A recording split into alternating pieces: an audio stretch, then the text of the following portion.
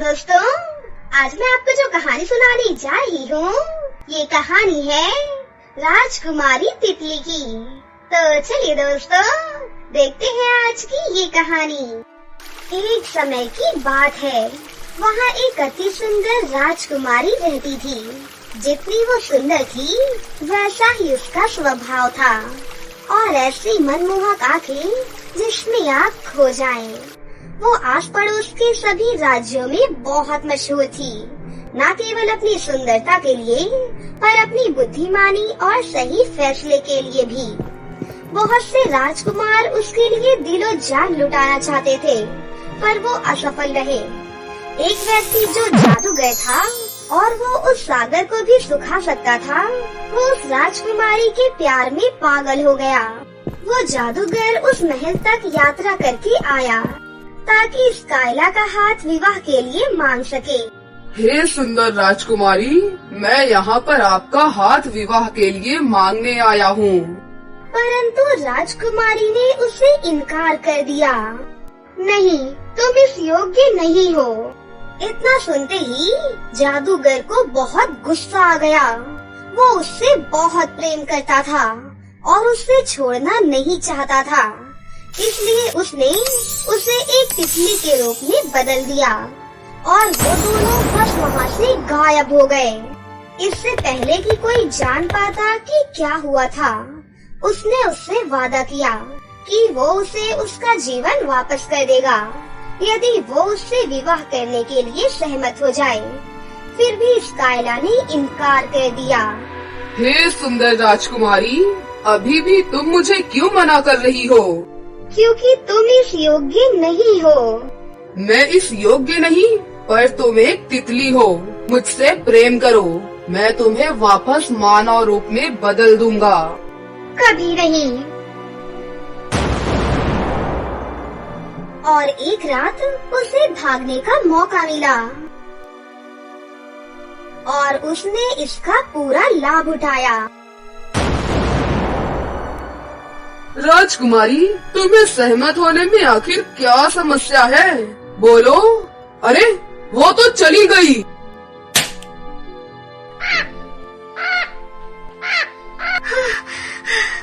उड़ान थका देती है।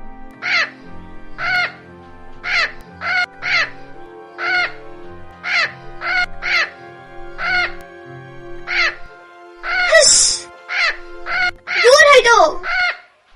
आउच! कुछ देर के लिए राजकुमारी भूल गई कि वो एक तितली है, लेकिन फिर बहादुर राजकुमारी ने अपने आंसू पोंछ लिए और वो आगे बढ़ती गई।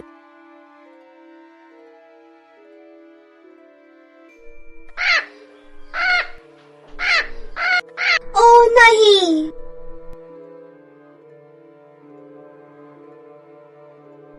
हाँ, ये क्या है? अरे, ये मेरा नया मेहमान कौन है? मैं राजकुमारी हूँ। अरे, कितनी सुंदर तितली है ये। तुमने मेरी तस्वीर अपनी दीवारों पर क्यों लगा रखी है? चित्रकार को उसकी दबी हुई आवाज नहीं सुनाई दी, क्योंकि राजकुमारी की आवाज इतनी महीन थी कि एक पतंगा भी उसे नहीं सुन पाता था। क्या तुम मेरी राजकुमारी की तस्वीर की प्रशंसा कर रही हो? आज तक ऐसी खूबसूरत लड़की मैंने कभी भी नहीं देखी। उसका चेहरा मेरे सपनों में मेरा पीछा कर रहा है, इसलिए मैं उसके चित्र बनाता हूँ। पर मैं तो राजकुमारी हूँ। हाँ, तुम क्या कर रही हो? मुझे जाने दो। चिंता मत करो, मैं तुम्हें यहाँ पर रख देता हूँ, मेरी प्यारी तितली दोस्त। चित्रकार ने राजकुमारी को पकड़ लिया, इस बात से अनजान कि ये वही राजकुमारी है जिससे वो सबसे ज्यादा प्यार करता है। 2 दिनों के बाद एक बार जब उसके पंखों की मरम्मत हो गई, तो चित्रकार ने उसे हवा में आजाद कर दिया। राजकुमारी उड़ती रही, ये ना जानते हुए कि वो कहाँ जाए। हे भगवान, मैं कहाँ जाऊँ? उसे एक सुंदर सा झरना मिला। इसने उसे उस झरने की याद दिलाई जहाँ वो हर पूर्णमासी को जाती थी और वहाँ वो जी भरकर गाती थी। और धीरे धीरे वो रोने लगी और एक बहुत ही उदास गीत गाने लगी।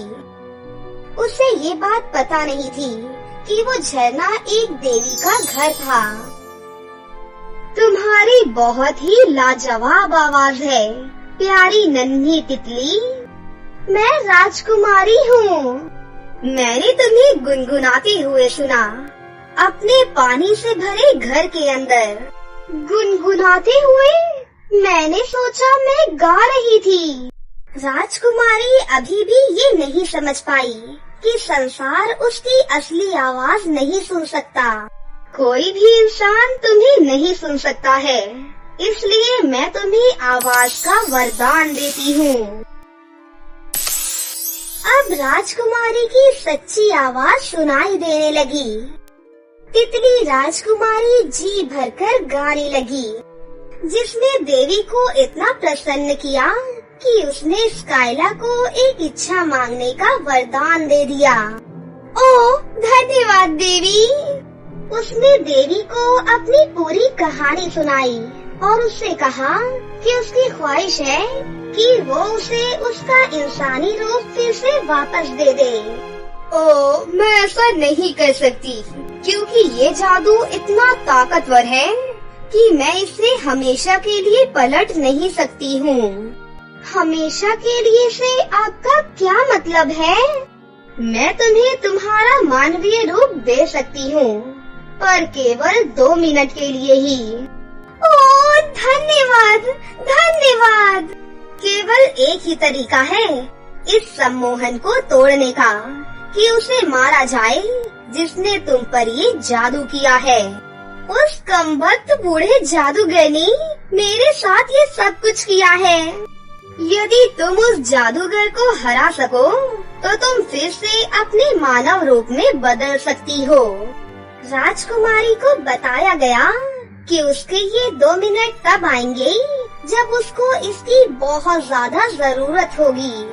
यदि ये तुम्हारे 2 मिनट एक बार निकल गए तो तुम हमेशा के लिए तितली बन जाओगी, यदि तुम उस जादूगर को मार ना सको तो। हाँ देवी, मैं जानती हूँ कि मुझे क्या करने की जरूरत है। ओ मेरी प्यारी नन्ही तितली दोस्त, तुम वापस आ गई। तुम्हें मेरी मदद करनी होगी, कृपया मेरी मदद करो।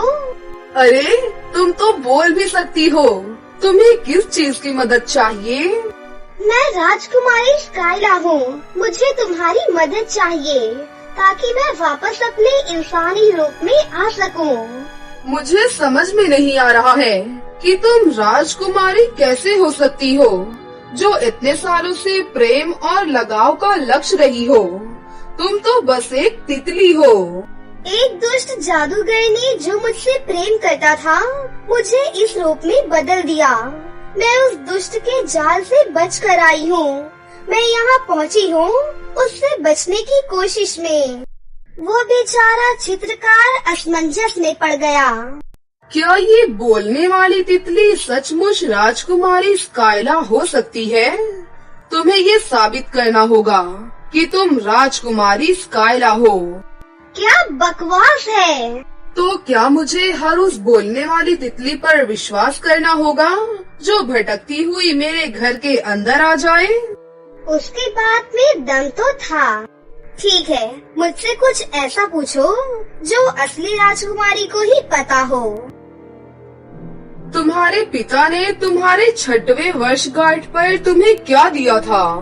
ये तो आसान है, बहुत ही शानदार घोड़े का बच्चा, जिस पर आज तक मैं सवारी करती थी या करती हूँ जब मैं इंसान थी। सही है। हे भगवान, तुम तो सच में ही राजकुमारी हो। तुम्हें अपने घर में पाकर मैं बहुत सम्मानित हुआ हूँ। हाँ, सम्मानित। हमें जल्दी चलना चाहिए। वो जादूगर। बेशक मेरी राजकुमारी, आखिर तुम ये क्या कर रहे हो? हमें तुरंत ही निकलना चाहिए। तो क्या मैं निहत्थे ही उस जादूगर से लड़ लूंगा मेरी प्यारी राजकुमारी? मेरे पास शस्त्र और अस्त्र हैं, जो यहीं पर रखे हुए हैं। मैं उन्हें ढूंढता हूँ। वो इतना शूरवीर योद्धा तो नहीं था, पर फिर भी जब वो राजकुमारी के सामने खड़ा हुआ, उसके लिए अपनी जान कुर्बान करने के लिए, तो राजकुमारी के दिल की गहराइयों में कुछ हलचल हुई। तुम कितने समय से मेरे चित्र बनाते रहे हो? जिस दिन से तुम पैदा हुई उसी दिन से तुम मुझे बहुत ही आकर्षित विषय लगी। मुझे पता नहीं था कि तुम बड़ी होकर इतनी ज्यादा खूबसूरत हो जाओगी। राजकुमारी ने तब महसूस किया कि ये चित्रकार वही व्यक्ति है जिसे वो जीवन भर ढूंढती रही है। क्या फिर हमें चलना नहीं चाहिए मेरी राजकुमारी? हाँ, हमें शीघ्र जादूगर के किले में चलना चाहिए। मैं तुम्हारा मार्गदर्शन करूंगी। उन्होंने जादूगर के अंधेरे और मनहूस किले की ओर यात्रा की। उसका सोने का कमरा यही नीचे है। यदि वो सोता है तो शायद उसके उठने से पहले हम उसे मार सकते हैं। ये उम्मीद करते हैं, क्योंकि मैं कोई बहुत बड़ा योद्धा तो हूँ नहीं। कौन है वहाँ पर? हे भगवान, मेरे किले में घुसने की जुर्रत किसने की है? मैं हूँ राजकुमारी स्काइला, और ये है मेरा शूरवीर योद्धा। ये फड़फड़ाने वाला मूर्ख क्या मेरा विरोधी होगा?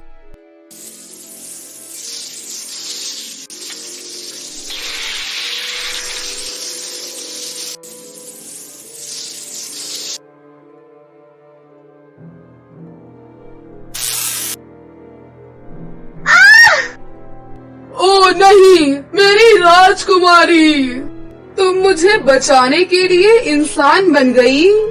तुम मेरे योद्धा हो, मेरे सच्चे राजकुमार। उसे मौत के दरवाजे पर खड़ा देखकर जादूगर का मन बदल गया। चाहे वो ऐसा ही महसूस करती हो या नहीं, मैं उससे बहुत अधिक प्रेम करता हूँ और उसे मरने नहीं दे सकता।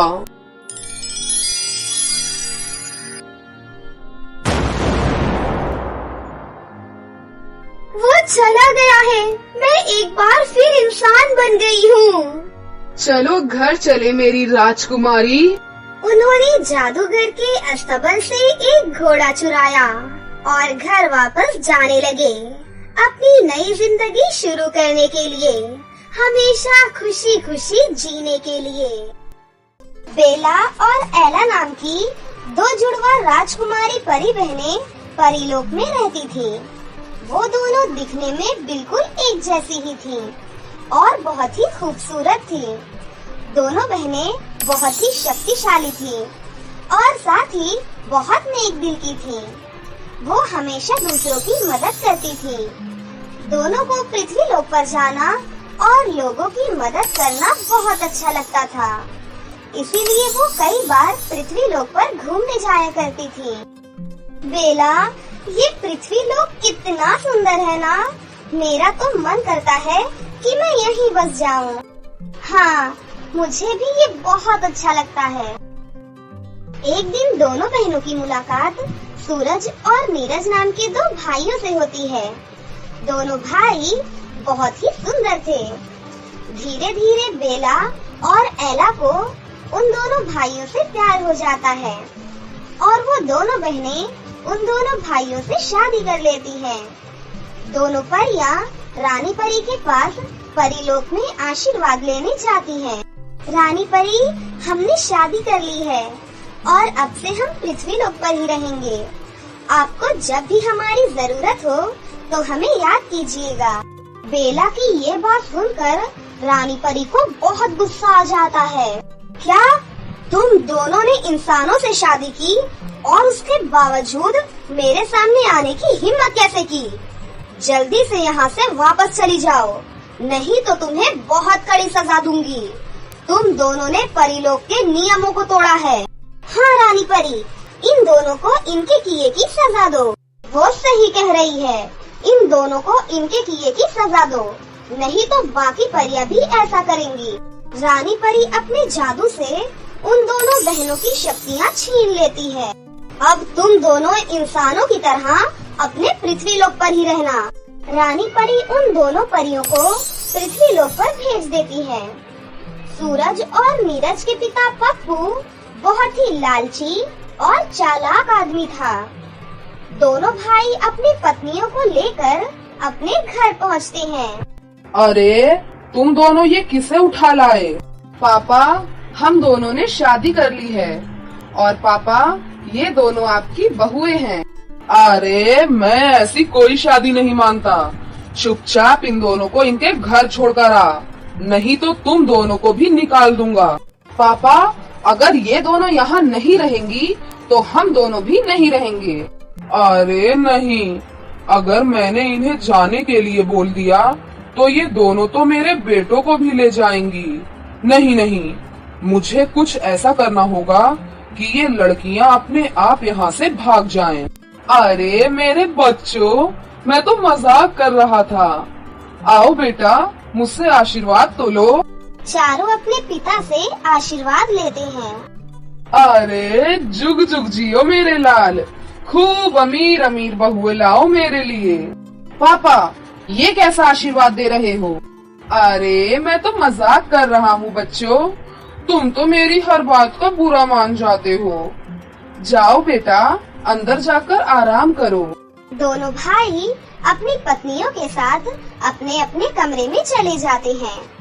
अगले दिन जब दोनों भाई काम के लिए घर से बाहर जाते हैं। अरे ओ महारानी, यहाँ खड़ी खड़ी मेरा मुंह मत देखो। तुम दोनों मुझे बिल्कुल पसंद नहीं हो। सिर्फ अपने बेटों की वजह से मैं तुम्हें इस घर में रहने दे रहा हूँ। अब चुपचाप घर के काम में लग जाओ। पप्पू उन दोनों से बहुत सारा काम करवाता था और उन्हें बहुत भला बुरा बोलता था।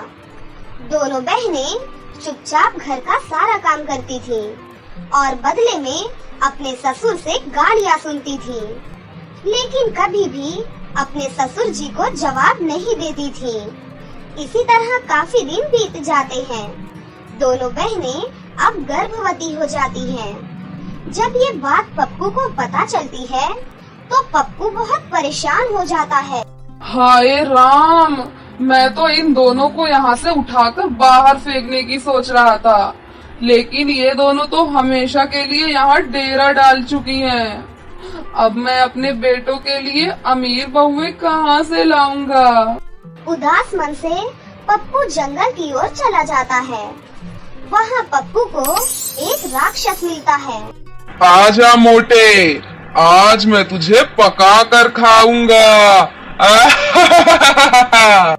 राक्षस पप्पू को कैद कर लेता है और कैद करके अपनी गुफा में ले जाता है। गुफा के अंदर एक तांत्रिक आता है। सुनो भाई, तुम्हें शक्तिशाली और जवान बनने के लिए 2 गर्भवती परियों की बलि देनी होगी। उसके बाद तुम दुनिया के सबसे हैंडसम और सबसे शक्तिशाली राक्षस बन सकते हो। लेकिन भाई, मैं गर्भवती परियों को कहाँ से लेकर आऊंगा? ये परियां तो परीलोक में रहती हैं और वहाँ जाना मेरे लिए असंभव है। ए राक्षस, तू एक काम कर, पहले मुझे रिहा कर, उसके बदले में मैं तेरा ये काम आसान कर सकता हूँ। मैं तुझे 2 गर्भवती परियों की जानकारी देता हूँ। पप्पू की बात सुनकर राक्षस बहुत खुश हो जाता है और खुशी खुशी पप्पू को आजाद कर देता है। देख, मुझे पता है कि तुझे गर्भवती परियां चाहिए, लेकिन उसके बदले तो मुझे क्या देगा? अगर तूने मुझे सच में 2 गर्भवती परियां दे दी तो मैं तुझे माला माल कर दूंगा, और अगर तूने मुझसे झूठ कहा तो मैं तुझे जिंदा नहीं छोड़ूंगा। अरे मैं बिल्कुल झूठ नहीं बोलता। ये 2 गर्भवती परियां मेरी बहुएं ही हैं और उनके पास शक्तियां भी नहीं हैं। जा, जाकर उन दोनों को उठा ले। वैसे भी वो दोनों मुझे एक आंख नहीं भाती। अरे वाह, तो ठीक है, आज शाम को मैं उन दोनों बहनों को लेने आऊँगा। राक्षस अपनी शक्तियों से 2 रसगुल्ले प्रकट करता है। ये ले, ये दोनों बहनों को खिला देना, इससे वो दोनों बेहोश हो जाएंगी। पप्पू वो दोनों रसगुल्ले लेकर परी बहनों के पास जाता है। अरे मेरी प्यारी बहुओं, किधर हो तुम दोनों? अरे बेटा, मुझे माफ कर दो, मैंने तुम्हारे साथ बहुत बुरा व्यवहार किया ना। तुम दोनों अब पेट से हो, चलो ये काम वाम छोड़ो और ये रसगुल्ले खाओ। ये मैं बाजार से तुम्हारे लिए लेकर आया हूँ। भोली भाली परियां अपने पिता की ये बात सुनकर बहुत खुश हो जाती हैं और उसके दिए हुए रसगुल्ले खा लेती हैं। रसगुल्ले खाने के बाद दोनों बहनें बेहोश हो जाती हैं। पप्पू अपने दोनों बेटों के पास जाता है। अरे बेटा, तुम दोनों जरा बाजार जाओ और वहाँ से सामान लेकर आओ। इन दिनों बहू बेटियों को हेल्दी खाना देना बहुत जरूरी होता है। दोनों लड़के वहाँ से चले जाते हैं। शाम होने पर पप्पू के पास वही राक्षस आता है। राक्षस पप्पू को बहुत सारी धन दौलत देता है और दोनों बहनों को उठाकर ले जाता है। कुछ देर बाद दोनों लड़के अपने घर आ जाते हैं। अरे पापा, बेला कहाँ है? और पापा, एला कहाँ है? अरे मैं अपनी जेब में थोड़ी डालकर घूमता हूँ उन्हें। तुम्हारी पत्नियाँ मुझे कभी भी कुछ बताकर नहीं जाती हैं, तो मुझे कैसे पता होगा कि वो कहाँ गई हैं? गुस्से में पप्पू वहाँ से चला जाता है। दोनों भाई उदास होकर बैठ जाते हैं। तभी वहाँ पर एक औरत आती है। अरे भैया, अपनी पत्नियों को बचा लो भैया। आज मैं जंगल में लकड़ियाँ काट रही थी तो मैंने देखा कि आप दोनों की पत्नियों को एक राक्षस ले जा रहा था। ये सुनकर दोनों भाई घबरा जाते हैं और गांव वालों के साथ राक्षस की गुफा के बाहर पहुंच जाते हैं। भैया, हम दोनों उन्हें कैसे बचाएंगे भैया? अरे हाँ, मेरे पास रानी परी का फोन नंबर है, मैं उन्हें कॉल करके हमारी मदद के लिए बुलाता हूँ। सूरज रानी परी को फोन करता है। मेरा उन दोनों बहनों से अब कोई लेना देना नहीं, इसीलिए आगे से मुझे अब कभी फोन मत करना। चाहे वो मरे चाहे जिए, हमें इससे अब कोई फर्क नहीं पड़ता। इतना कहकर रानी परी फोन काट देती है। वहीं दूसरी तरफ दोनों बहनों को होश आ जाता है। कौन हो तुम और हम दोनों को यहाँ पकड़कर क्यों रखा है? तुम दोनों की बलि देकर मैं सदा के लिए अमर हो जाऊंगा। मैं कब से तुम दोनों बहनों को ढूंढ रहा था। धन्य हो उस देवता का जिसने मुझे तुम दोनों की जानकारी दी। किसने बताया आपको हमारे बारे में? अरे और कौन बताएगा, तुम्हारे ससुर ने मुझे बताया।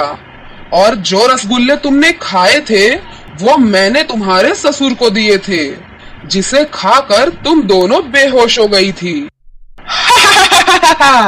मुझसे बड़ा राक्षस तो तुम्हारे घर में है, जो खुद अपनी बहुओं को मारना चाहता है। राक्षस की ये बातें सुनकर दोनों बहनें बहुत उदास हो जाती हैं।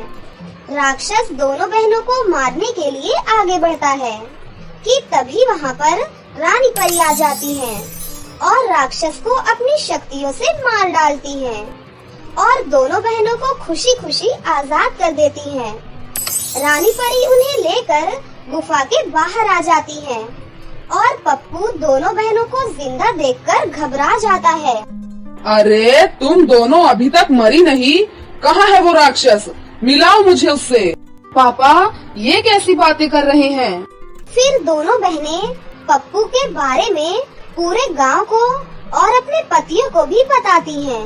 पापा, आज से हम आपके साथ बिल्कुल नहीं रहेंगे। आज से आप अकेले ही रहोगे।